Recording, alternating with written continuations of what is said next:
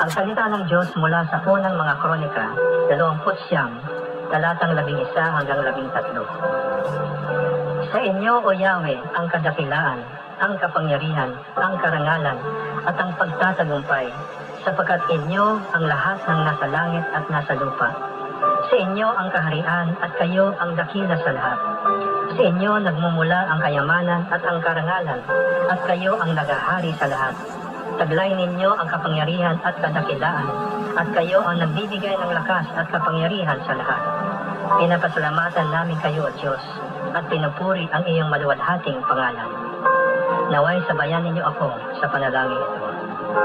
Ikaw lamang, O Diyos, ang tanging pinagmumulan ng lahat ng tagumpay. Tulad ng iyong inihayag sa iyong banal na salita, na kung wala ang tulong mo sa pagtayo ng bahay, walang kabuluhan ang pagtatayo nito.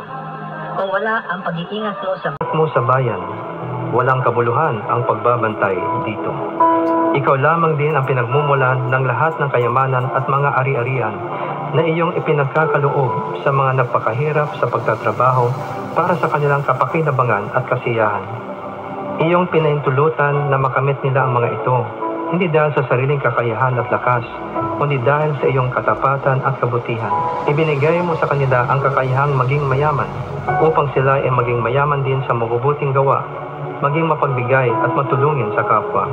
Dalangin namin tulad ng iyong pinag-utos, na turuan mo ang mga mayaman sa mundong ito na huwag silang maging mayabang o umasa sa kayamanang nilang madaling mawala.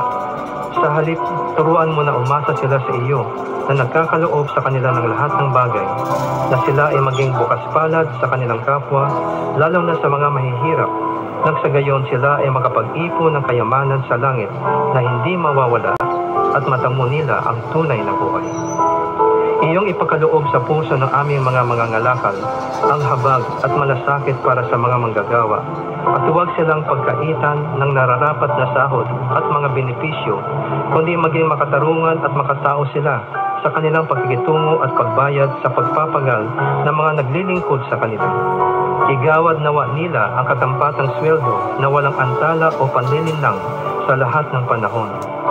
Iwaksing mo sa kalooban ng mga mayayaman at may kapangyarihan ang lahat ng uri ng pang-aapi sa mga mahihirap at walang lakas, kundi ipagkaloob mo sa kanila ang kahabagan, kabutihan, katarungan, at tunay na malasakit sa kapwa. Alisin mo rin sa kanilang puso ang makapaninirang pag-ibig sa salapi at palitan mo ito ng tunay na pag-ibig sa kapwa.